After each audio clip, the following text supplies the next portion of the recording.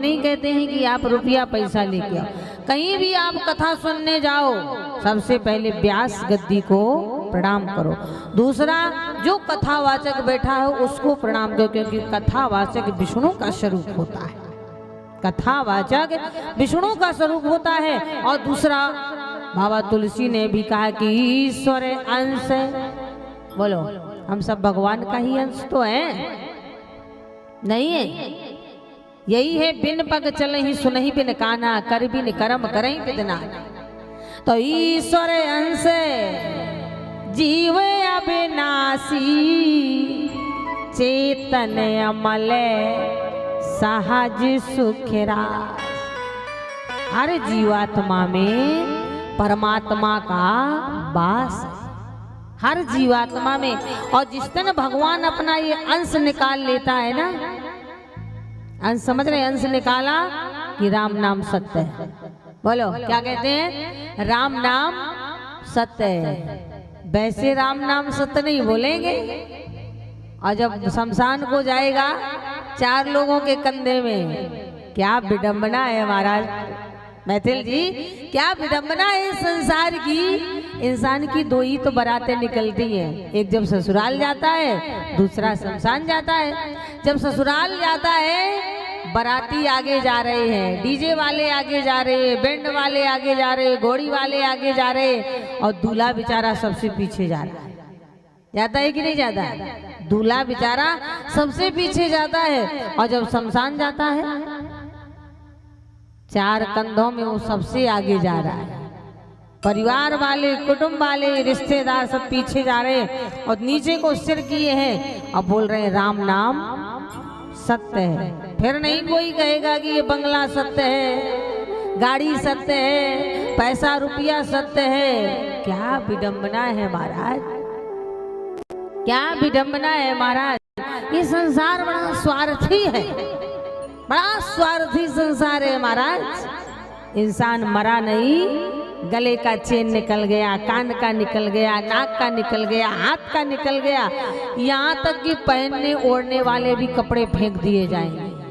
और अगर कह दिया जाए कि जो बाबूजी ने 80 लाख रुपया बैंक में जमा किए उसको भी फेंक दीजिए, उसमें भी तो छींट लगना चाहिए, उसे कोई फेंकने वाला नहीं है। क्या गजब की विडंबना है महाराज। 5000 रुपया कपड़ा, 5000 रुपया मीटर कपड़ा पहनने वाला आज कफन में लिपट के जा रहा है। दल्लभ के गद्दे में सोने वाला आज महाराज बांस के खटोला में जा रहा है। लग्जरी रूम में सोने वाला आज जमीन में पड़ा है, मक्खियां भिन भिना रही है। बोलो, फिर उसको सर्दी गर्मी जाड़ा लगने वाला नहीं है। इसीलिए कहते हैं महाराज, चांदी का बर्क चिपका है गोबर की मिठाई में। जब तक इसमें प्राण है तब तक संसार हमारा है, प्राण निकला नहीं। बेटा भी कहता है बाबूजी जल्दी करो कहीं मिट्टी गंद न मारे। परिवार वाले कहते हैं जल्दी निकालो, जिसको आना होगा तो आ लिया, देखना होगा तो देख लिया, इसको जल्दी निकालो। क्यों? बोले स्वार्थिला।